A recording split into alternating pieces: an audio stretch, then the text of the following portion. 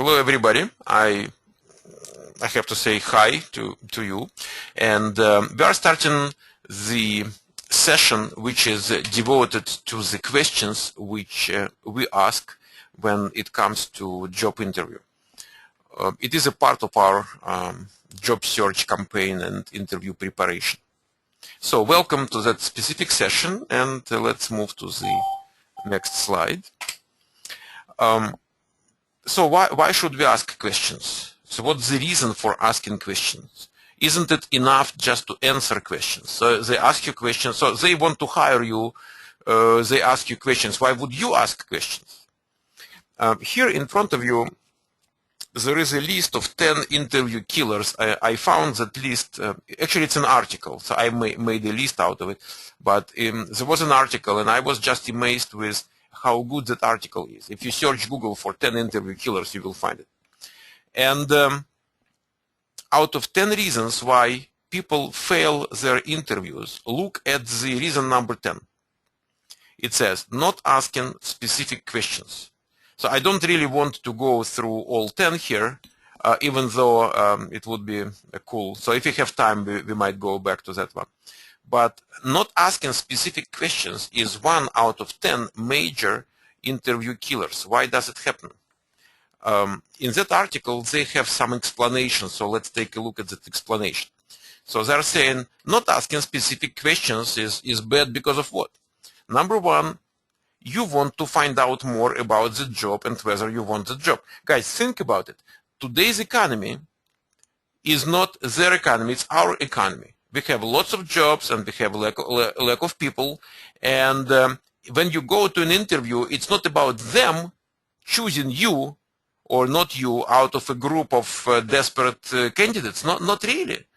It's opposite. It is you making sure you want to work in this company or that company because within a reasonable period of time, you expect to get multiple job offers.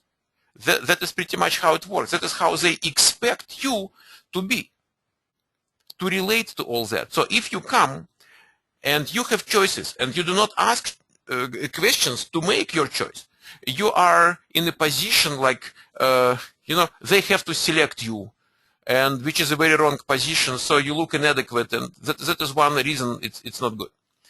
So they expect you to ask questions because you want to know more about the job, because if you get multiple job offers, so you will decide somehow which one to take. That is one.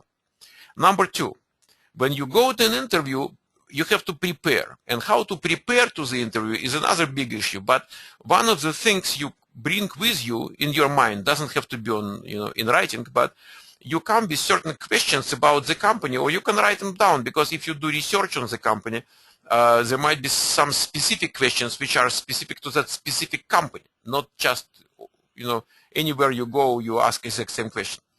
So it could be about company, it could be about position, it could be about people who work there and what they did before and how things happen and this and that. The more you demonstrate you've done the homework, you spend some time researching the company and the people, so the more they like you, they understand, oh, okay, so he is interested. They want people who are interested, not the people who just come and go and without, being really involved in anything. Number 3, when you ask questions, ask them in such a way that they begin with what is blah, blah, blah, how, blah, blah, blah, why, blah, blah, blah. Let them answer the question. If you say, for example, how many days you have vacation, which by itself is not a good question overall, but they say, okay, 2 weeks, and there is no conversation, it's stopped right there. So position number 4 says, avoid asking questions which will come up with simple yes or no. So let's say, do you have any other offices or branches? Yes or no. So ask questions when you prepare, when you plan for questions. You plan for questions which would come with a story, some conversation maybe. And it also looks nice when you talk to them. And so if you take notes, you might ask, would you mind if I take notes? So some people might say, no, please don't take notes. So we have lots of restrictions here, but normally they don't mind. Most interviewers, position number 5 here, most interviewers are unimpressed by someone who has no questions. Basically, it means you don't care. You have no specific interest in that position, in that company. You just come and go, kind of no personality involved. That is the idea. So we have to ask questions. If we do not ask questions, it is a very straightforward way to failure. If they have choices, guys, they want people who are interested. And you demonstrate them you have no interest. Other reasons why we ask questions. Think about it this way. So, yes, obviously, the bullet number 1 says you have no choice. But one thing is having no choice but asking questions. And another thing is it is a tool which you use, which you master to get the job, to be successful, to be the winner of that game, which is a completely different kind of example of the attitude. Now, think about physical interview. You come to a company and normally you talk in average. You talk to 4 people. Let's say 4 people. Interview could be 30 minutes per person, 45 minutes per person, or 1 hour per person. Sometimes I see people come in and say, oh God, it was 3 hours interview. Listen, 3 hours is nothing. It's just 4 people, 45 minutes each. So what's the big deal, about 3 hours? It's normal. Now, obviously it could be much longer. And obviously it could be just one person talking to you for 20 minutes and hiring you. It happens as well. But we are talking about mainstream, kind of something to expect. So you go to that company, you talk to 4 people, and you have to talk to each one for at least 30 minutes. And guys, you should have something to discuss, think about 1 hour. You should have something to discuss for the whole hour. And so then you have to ask questions. Now, what you also have to understand, out of 4 people who talk to you, let's say in average, that is my estimation. So in average, 2 people have no specific interest in you. They are just included into the group of interviewers. Manager comes and says, okay, you, and you, so you will interview that new guy. And they say, why me? Why me? I'm busy. I have so many things to be done, because we need 4 people. Okay? And so then you come, or someone comes to talk to you, and that specific person has no interest. And that person takes your resume first time, at the same time that person sees you. And the person looks at the resume, starts reading, and doesn't know what to do, what to ask, what to say. They are not professionally trained interviewers, and they need help. And they ask you for help. They ask you, so you talked to, who did you talk before me? Oh, you talked to John. So do you have any questions? 50% of interviews, guys, might start with the question they ask you, do you have any questions? Imagine you do not have questions. Then they have to ask you. And they have no idea what to ask. So they start looking at your resume and they point to certain places in your resume and say, okay, tell me about this and tell me about that, which is not bad. It could be much worse. What's much worse? They are involved in certain activities, and I call it small picture. So normally small picture has a background of a big picture, but lots of people do not see the big picture. They are working on their small picture and they are not understanding the big picture. So when they start asking you questions, they will ask you questions about their small picture.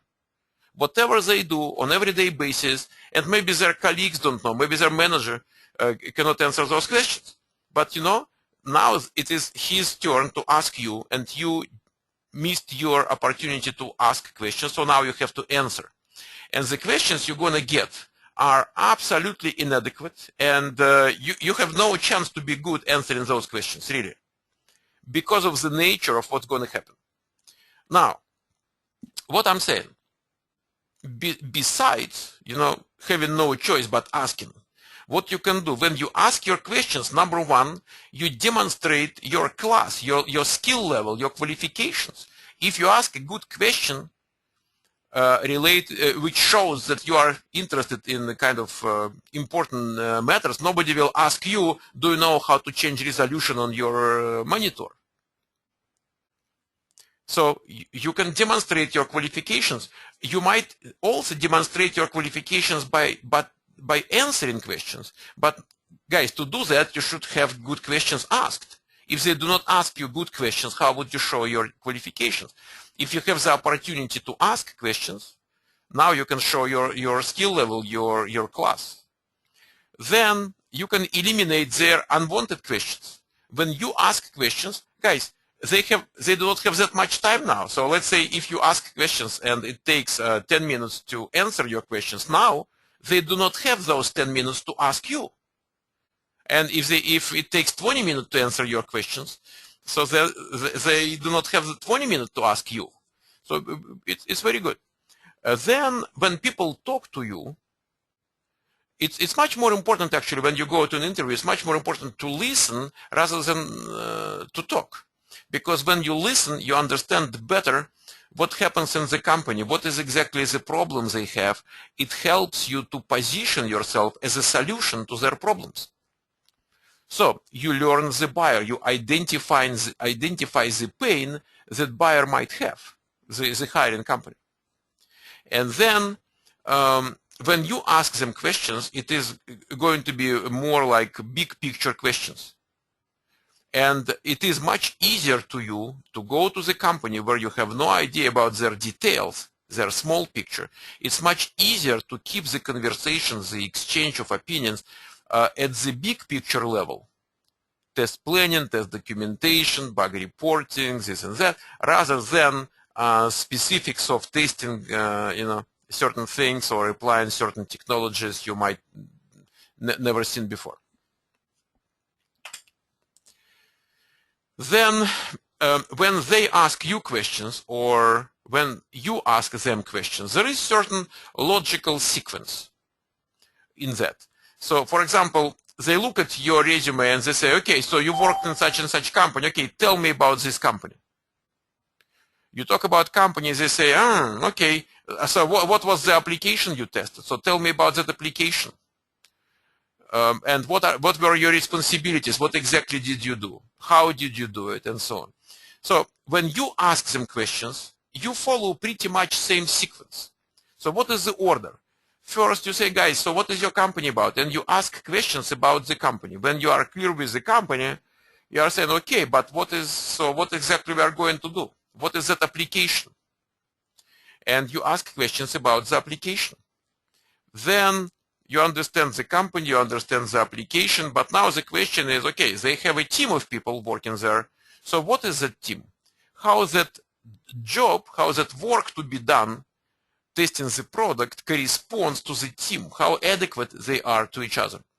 So they talk about the team, and then you say, okay, but in that team, they need another person, which supposedly could be me because they are interviewing me. So let's guys talk about that specific position.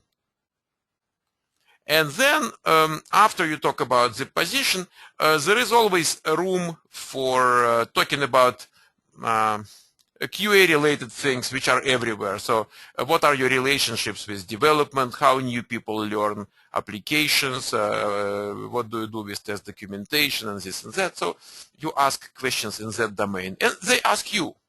So it's kind of mutually directed, both ways. Let's go and look at the questions group by group: company, application, team, position, and so on. So questions about company. What you guys have to understand when we talk about company, on one hand, we definitely want a good company. And what is the definition of good? So it also fluctuates, but I would say overall, we want things to be stable. If I get that job, especially if it is a permanent job, I do not want that company to go out of business in 3 months. So when we talk about companies and ask questions about companies, the background certain non-verbal communication is coming back and forth, and turning around the stability of the company. You are saying, how old is your company? And they say, well, 10 years, which is a lot. For a technology company, it's huge. One day I was going to an interview myself, and I asked them, how old is your company? And I didn't say how stable is your company. I didn't say how much money you have. But the gentleman who talked to me, he says, oh, we've been in business for 3 months, but you know what? We have money on our bank account enough for a full year of operations. He understood my questions. My question, I said, how old is your company? But he understood the question is, how stable is your company financially? That is what he understood. So then another question is, how big is your company? Bigger companies normally are more stable than smaller companies. Not always, obviously. But bigger companies are more likely to shrink than completely, shut down. So smaller companies, we see that a lot, so especially startups, they just come and go and do not survive for a long time. How many products do you have on the market? The more products they have on the market, the more stable they are. Look at Microsoft. Microsoft has, I'm not sure about hundreds, but maybe hundreds of products. If something doesn't go well, maybe another one is doing well. So it gives you more stability. What is your competition? Competition also tells you about stability of the company. I remember my very first company where I worked, there was a meeting and VP of engineering says, guys, tell me who is our competition? And nobody answered anything, and they asked him, so who? And it was 1992. And he says, Microsoft.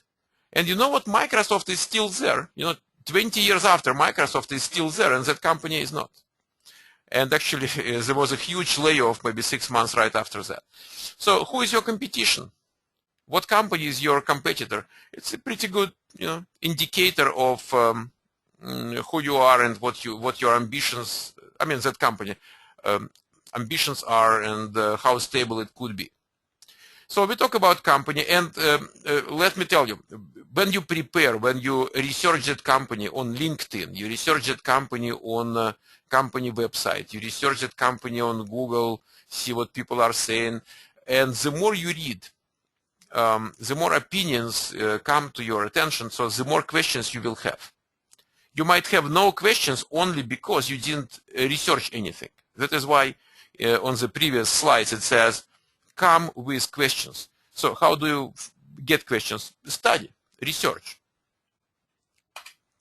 So I'm giving you certain questions which are very generic questions. If you do research on a specific company, you will get lots of questions specific to that company. We talk about company, now we are saying, okay, so what are we going to test? What is that product to be tested? And first question is kind of open-ended. They are saying, listen, tell me more about the product. What is it? And believe it or not, some people might talk for half an hour answering that question because they are excited about the product, they like to talk about their product, and they are talkative overall. So 20-30 minutes might be sometimes the answer to that, which is good. You just have to pay attention to what they are saying. Take notes and maybe knock your head and kind of express the interest visually, so they understand you are interested. If you if you demonstrate opposites, so they're not going to like it. So use that opportunity, capitalize on that opportunity. What is the current version of the product to be tested? What is the difference? Why do you care what is the current version? There are a couple of reasons why it might be important. For example, if you go to whatever company, let's say you go to Microsoft and you ask them, so what is the version of that, Microsoft Word? And they tell you it is going to be 1.0. And you think, well, maybe it's not documented very well, maybe it's kind of more difficult to learn and this and that. If you come and the version is 10.0 and the product has been on the market for 10 years, guys, you have so so many documents, so many resources. It's a pleasure to work with a product like that. Everything is given to you. So that is number one. Number two, if the release is 1.0 and it's not going well, it's very likely that they're never going to be 2.0. So they just shut the project. If the version is 5.0, 6.0, whatever, so then they already have customer base. And even if something doesn't go well, that product might be sold to another company maybe, which is interested in buying. So it is much more stable. That job is much more stable if they already have customer base. What are the competing products?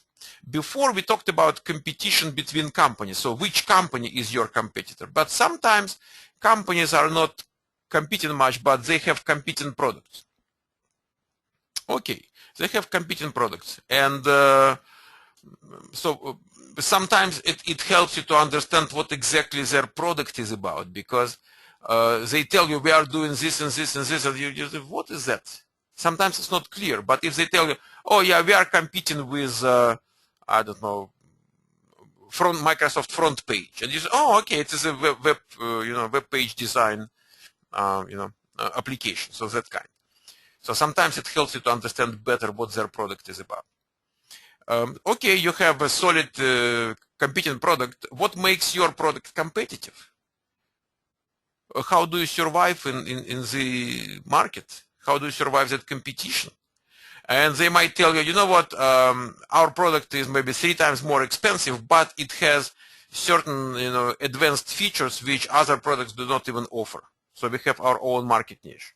Or it might be opposite. They might say, you know what, we do not have many features, but we have all the major features, and we sell it at 25% of what others would charge, for maybe better product. But we have specific market niche in which we kind of enjoy life. And so just let them talk. But it is a good question. So you are curious, and you are expected to be curious about the company and the product and so on. What are the major functional areas? Why do you care about major functional areas? Because you have some experience, so you tested certain things. So let's say you tested shopping cart, you tested social networking features, so what are the major functional areas? Is there something you can really jump on immediately, and for the purpose of interview, if it does have something you've done a lot and you feel very comfortable, so you can turn to that. You can say, oh yes, I did this. So would you like me to tell you how we tested this? What are you planning? When are you planning the next release? That question came to that list from one of my graduates who suggested to add that to the list, because it helps you when you go to an interview. It helps you to understand where they are on the software development lifecycle. For example, they tell you, you know what, we go into beta next week, so we need to hire 5 more testers because we go into beta, and beta involves lots of testing. So it suggests that in beta stage, there's going to be no room for lots of things which you might see in their job description. It's not important right now. Might be important later on, but not right now. It's not why they hire you or not hire you. For example, it might say you have to do test automation with certain tools. It might say you have to do, let's say, lots of test documentation, and it is not likely to happen, because if you look at how people work at beta, you will see lots of overtime, you will see lots of manual testing, and lots of things happening with no specific order, or not controlled very well, because they are really stressed. And that is what beta stage is in many companies. I'm not saying everywhere, but so it helps you to understand what's important, what's not important. Nobody says you cannot ask them directly, guys, what is more important? What is the most important? How do you make your hiring decisions? You might also ask that. but it's not related to the product. Questions about their QA team. You're saying, okay, so we have that company, okay, which is not that much important. Then we have that product, which is very important. And then we have that team to test that product. So how big is your team? How many people do we have? And they tell you, you say, okay, but again, you are kind of applying that to yourself, how you gonna fit into that team. You say, okay, are you going to hire more people? Do you have further hiring plans? They normally have plans. You will be surprised. They always have plans. Lots of plans never going to be a reality, but they do have plans. And they will tell you, yes, at the end of the quarter we hire one more person, next quarter we hire 2 more juniors, and this and that. But it gives you an idea of how big is the team, how big is the effort, and how adequate that effort is to the product, testing to be done. But again, you're not that much in the business of judging that, so I mean, unless you are of a certain seniority level. And you are saying, okay, what are the responsibilities or areas of expertise of other team members? So you have 5 people. What are they doing? What is their specialty? So that gentleman, he is doing test cases. So that gentleman is doing test automation. So that gentleman is doing back-end testing. And that one is doing primarily GUI, usability, browser compatibility. Okay, I understand the responsibilities of other team members. But now the question is, okay, guys, so let's talk about me now. What is my job? What is my responsibility? What do you want me to do?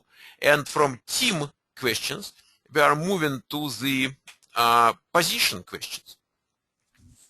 So we continue that kind of sequence, and we are saying, okay, we are transitioning from team questions to position questions. I'm saying, okay, so these people do certain things, and what are the responsibilities of the person you are about to hire? Who are you looking for? What that person is going to do? And it gives you, on one hand, it gives you better idea of what they expect you to do. On the other hand, it gives you better idea of their vision of how you fit into the team. What's your role within the team? And you might like that role or you might not like that role. And at some point, so right now you are beginners, so you freshers go to this job market first time, but eventually, maybe 1 year, maybe already 2 years from now, you will be much more picky and you say, wait a second, I might not like that role, and I talk to many other companies where my role is different. So it is a good question by itself, but then we have 2 more questions, which you might think they are given to you in yellow, but it's not yellow, guys, it is gold. I mean, I meant it to be gold, okay, because of the value of those 2 questions. Question number 2, what is your definition of an ideal candidate for the position? As simple as it might look like, that question is very much in-depth question. See what happens. How do they create their job description? They say, okay, we need someone who will do a certain thing right away. And we need this and this and this. But what if that person stays with us for 2 years, 3 years, 5 years? So would it be nice if that person knows how to do test automation? Oh, absolutely. Do we have any specific test automation tools in mind?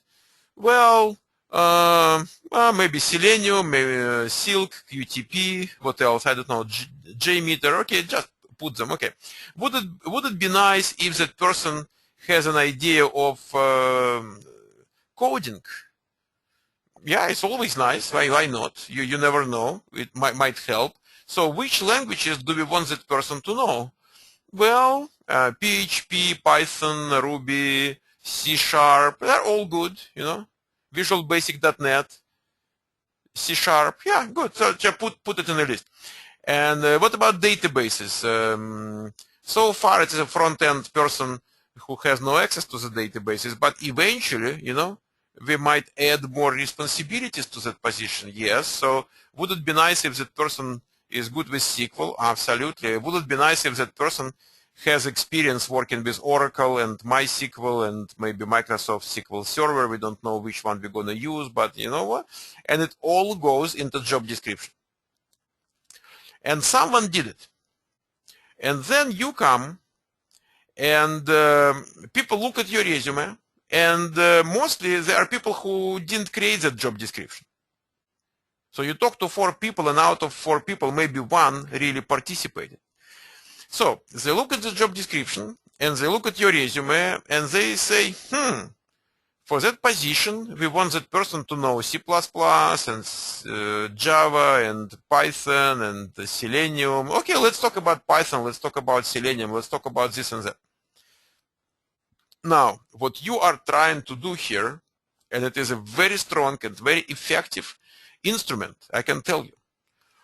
You ask them question which removes all that weird stuff off the table. You are saying, guys, what is your definition of an ideal candidate for the position?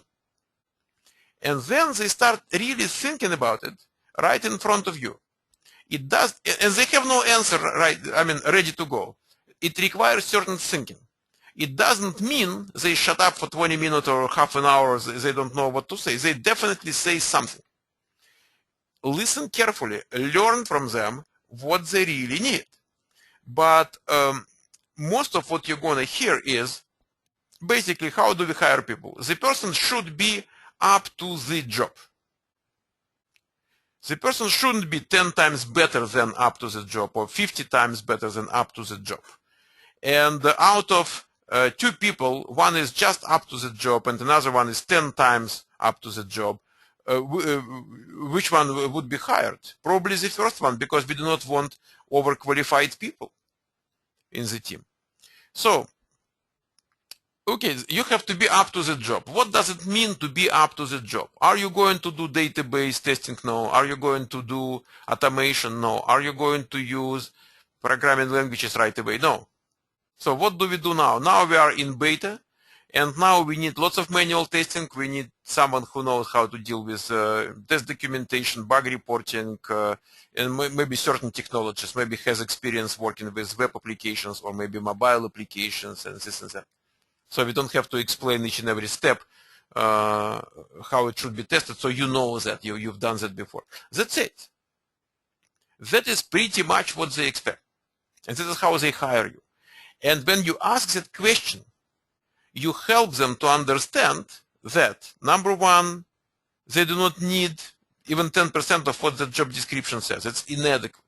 Number two, that person just right in front of me, that person basically is a kind of ideal candidate.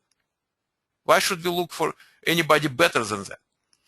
Guys, anytime you make someone to think and to learn something for himself or herself, they like you.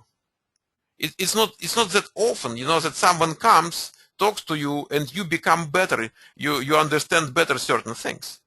People appreciate that a lot. And that question works in many different areas. I can tell you lots of stories how people who are not related to IT were getting jobs asking that question.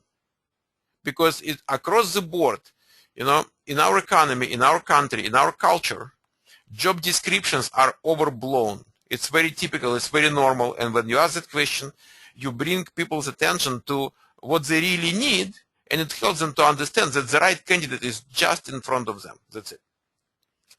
Second question, which is in gold, and so it says here, what do we expect from the new hire, new employee, after 2 weeks, 2 weeks for contract position, or in brackets 3 months for permanent position of employment? What do you expect?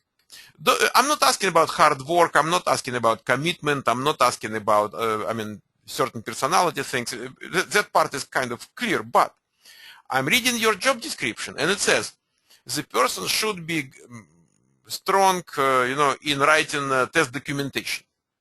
So test plans, test cases, this and that. And I'm saying, okay, 3 months from now, how would you judge my performance? So overperformed, underperformed, just on, expectations. So in terms of test documentation, what exactly do you expect me to produce? So is it going to be like 200 test cases to write, or maybe 500 test cases, or maybe you have no single test case written yet, so you want that person to start with creating the infrastructure of everything, or maybe you don't even know in which format you are going to do the test case. Maybe we have to find out a tool in which we're going to do the test case and set up the tool and this. And what exactly do you want to see to judge performance of that person 3 months from now? That is my question. And I will go through job description point by point. You're saying, okay, that person should know Selenium. Okay. In terms of Selenium, what do you expect that person to produce within the next 3 months? Let's say you want that person to automate 500 test cases, or you want that person to create shareable code, libraries of shareable code so other people can use it for our big scale test automation project. Or you have zero automation so far, you just want that person to come and create the infrastructure and plan and design and architecture of the future test automation project. What is exactly you want me to deliver? What are the deliverables by looking at which you will decide if that person performed well or underperformed, or overperformed. That is pretty much what I'm asking.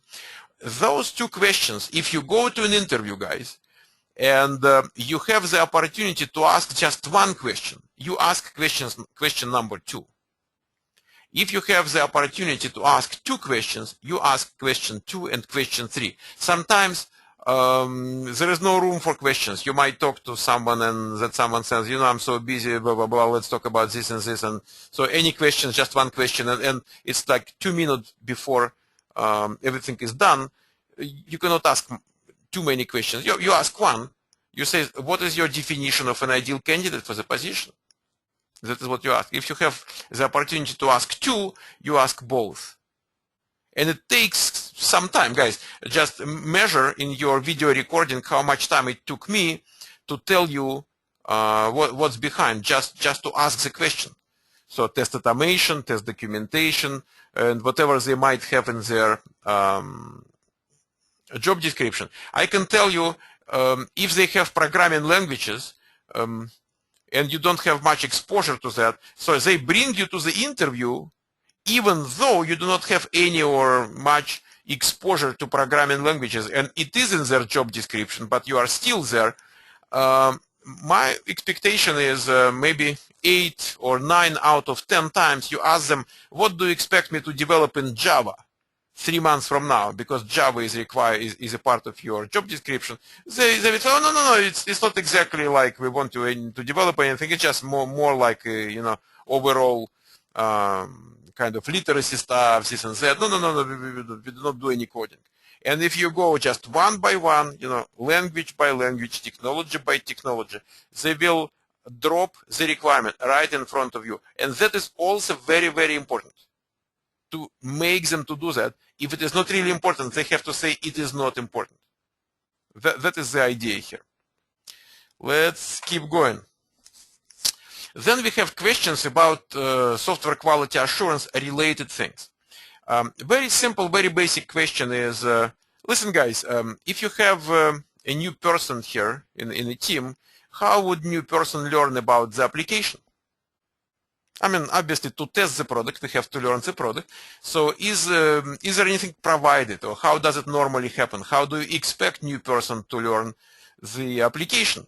Do you have documentation? Do you have help, maybe manual, online help? Do you have, maybe you have training sessions? Maybe, what is that? Maybe you provide third-party documentation which explains features you have in your product. Can I ask questions? Or if I ask questions, who is the first line of defense to answer my questions? It is not just a 10-second question, guys, because it's an issue to discuss. You just go over certain things they might offer and listen to what they tell you, and you clarify the details and this and that, but it is very important. So first of all, you demonstrate here that you are interested in being good, in doing a good job. And you cannot do a good job unless you have the opportunity to learn the product. So what is given to you? Do you have requirements, by the way? Do you have functional specification, business requirements? Do you have use cases? What is exactly you have? Maybe there is a third-party, book, or maybe some PDF, on your website with instructions. I don't know. Ask them. So that is one issue which is nice to discuss. Then we talk about test documentation, test planning in general. And the concept here is, let's say we talk about test documentation. I want them to come to certain problem, because if there is no problem, they don't need a solution. If they don't need solution, what can I do? They do not need me because I am a solution. I'll give you an example. I talked to one gentleman, and they were interviewing me many years ago. And I say, listen, in your company, do you have test cases? And he said, oh, yes. So very self-confident. He said, oh, yes, absolutely. We have detailed test cases, perfect, blah, blah, blah, blah. I'm saying, are they really detailed or kind of superficial? Or, oh, no, very detailed, so instrumental and blah, blah, blah. And so far, I do not have room to offer my services because they are okay. And I'm saying, okay, what is the test coverage? And you understand the idea of test coverage. So out of all the possible situations user can run into, so which percentage is covered by your test procedures? And he says 85%. Guys, 85% is so big you can't even imagine. I mean, I'm not sure they did have 50. But he says 85%, and I think, aha, here is the opportunity. Here is my room, and I'm saying, so how did you measure that? Because, guys, obviously he doesn't know how to measure anything. Otherwise, it would not come to 85%. Or at least he tells me, and he looks at me and he says, we know how to measure. Okay, so I've got zero opportunity to offer my services, to say, guys, I can help you in something. And they didn't hire me actually for that position. I took another job with another company, but that is what happens there. I was not trying to tell them how good I am at test documentation, because if they do not need my test documentation skills, so what's the reason to talk about me being good at something which is not really needed there? Same with test automation. You say, hey guys, so let's talk about test automation. Do you have any test automation at all? They might say, yeah. So is it like everybody does a small piece, or you have an integrated project where we work together, and you have to come to certain problem here. Normally, when you talk to people about test documentation, it's a disaster. You say, do you have test documentation? They say, yeah, not much, this and that. And you say, you know what, let me tell you how we did it on such and such project. And then you start telling them how good you are in test documentation, and they realize you are the help. You are someone who will do same thing here, and they want it. Test automation, if they do not have much, and most of the companies do not have much, they might have it in their job description, and it's mostly like their dreams. It is very difficult to find a company where test automation is in a good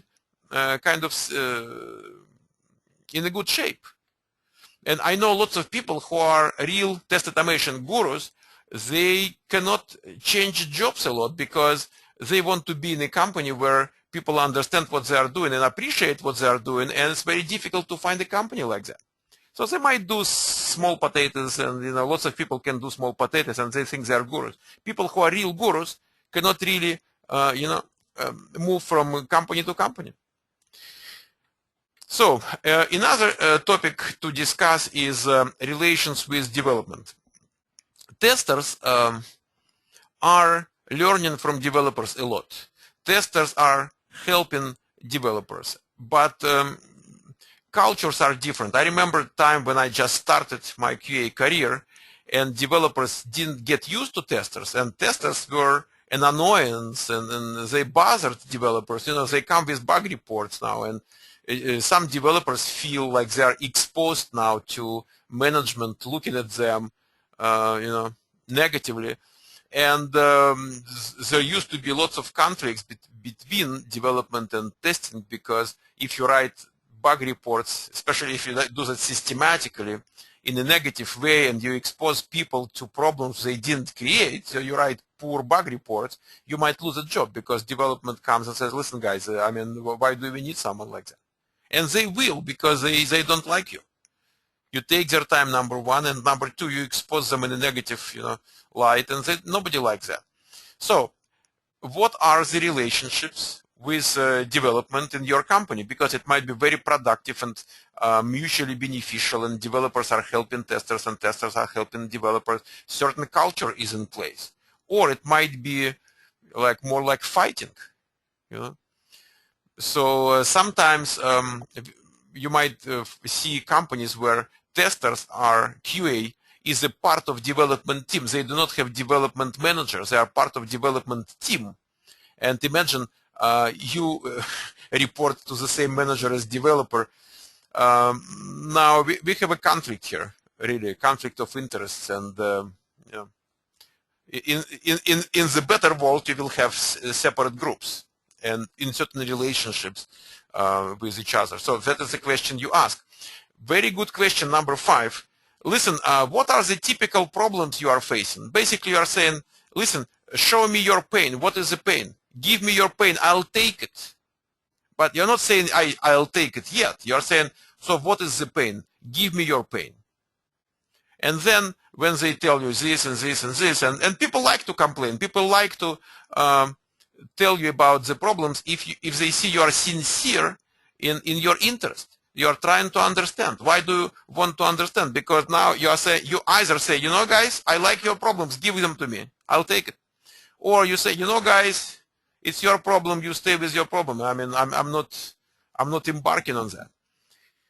Okay, and before we finalize today's session, I will say a couple of words about the life path concept, which is not about asking questions, it's about answering certain questions. But we have a video channel on YouTube, and you can see it at the bottom of that screen. It says Job Interview Tips. YouTube.com, Job Interview Tips. We have 3 videos there. How do you see yourself in 3-5 years? And tell me about yourself, and why should we hire you? And there is another question in that group, Life Path group. Why QA? Why? What moved you to QA profession? What happened? When we answer questions, when we go to an interview and we answer questions, still the most important thing is, are you doing something you are enjoying? Are you doing something which you are going to be doing? Something in which you are going to become better and stronger and more professional over time, or it is accidental, transitional.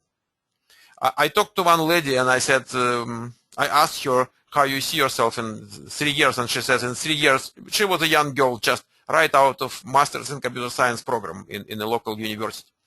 And she says, in 3 years I want to be joining my mom in her fashion design business.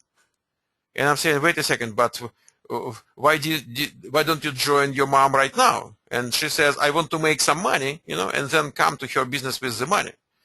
I said, okay, but why didn't you study fashion design right after high school? Why would you go to computer science field, and study for 6 years? And she says, I wanted to, some backup. I wanted to have a backup. Now, guys, I do not want to be her backup. I'm not in business of being her backup on her way to fashion design business. Really. We are not digging a ditch here. We are doing something much more intellectual and much more long-term. So I want someone who implements, who realizes his or her long-term career goals. And I'm asking you, so what are your long-term career goals? What are you going to be doing? How you see yourself in 5 years? How you see yourself in 5 years? And then if you tell me I want to be in the fashion design business, I don't care if you know HTML or software testing or how good you are with test cases or test plans, unless you are the only one on the market and I have to cry, but hire you because there is nobody else to hire. If I have a choice of someone who knows 50% of you and who dreams about being software tester in 5 years and being at senior level and being someone who makes a difference in software testing, I will go with that person because of the different life path. So here is the concept of life path. So what is life path? I am coming from some background, or you are coming from some background, some past. And you are today, right now, you are here and now, and you are moving in certain direction. So when I'm asking you, how do you see yourself in 5 years? I'm not asking you, what did you do before? I'm asking you, okay, from now, we are here and now. Where are you going to be there in 5 years? And when you tell me about that vector, about that, trajectory of your development, and I say, okay, that trajectory, does it go through our company, through our project, through our team? Are we able to contribute to your long-term career aspirations? If we are not able to contribute to that, you are not likely, number one, you are not likely to stay with us for a long time. Number two, you are not likely to be enthusiastic and passionate, and so you still have to be looking for some place, different place, where your long-term career goals will be achieved. That is number one. Tell me about yourself is not about where you go from now. Tell me about yourself is, let's start from the very beginning. Where are you coming from? It might come to high school even. You might say, you know what, I was passionate about computers even starting my high school years, and then blah blah blah, and then you come to today's date, and then you tell me about what's going to happen in 3, 4, 5 years. So what's your long-term target? So that story, tell me about yourself, is a longer story.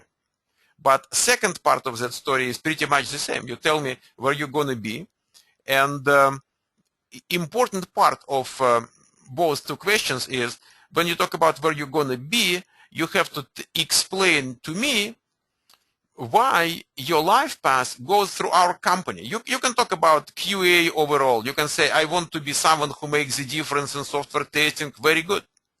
You might say, to be there, I want to be in a company where they have a very strong project, so I can learn from that project. Good, we have a strong project. I want to be in a company where they have a very professional team because I can learn from other people. Good, we do have professional team, we do have excellent projects, but you know what, we might have 5 people, for example, with pretty much same career aspirations. How do you beat other people?